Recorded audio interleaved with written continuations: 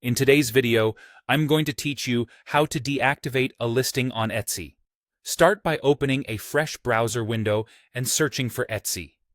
This ensures you're not relying on an old bookmark and that you land on the current, official site. Once the search results appear, click the first result to go straight to Etsy's homepage. Next, log into your account. Use the sign-in option and enter your credentials securely. If you have more than one account, make sure you're logging into the one that's connected to your shop, so you can access your seller tools right away.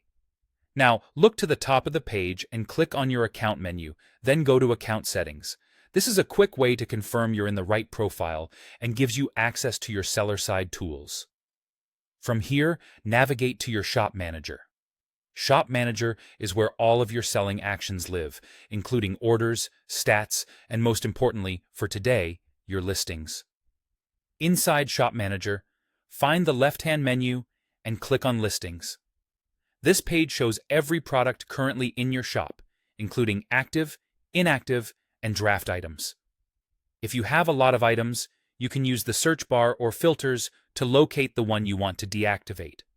Click on the specific listing you want to change. This opens the detailed view for that listing, where you can see its title, photos, variations, and pricing. Here, look for the gear icon, which represents additional actions for the listing.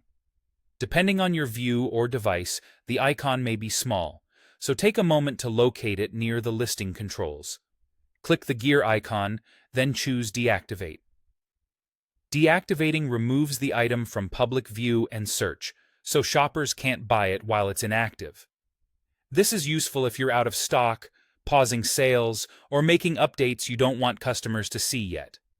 A confirmation pop-up will appear explaining the terms of deactivation. Read it carefully. Deactivating doesn't delete the listing. You can reactivate it later without rebuilding it from scratch.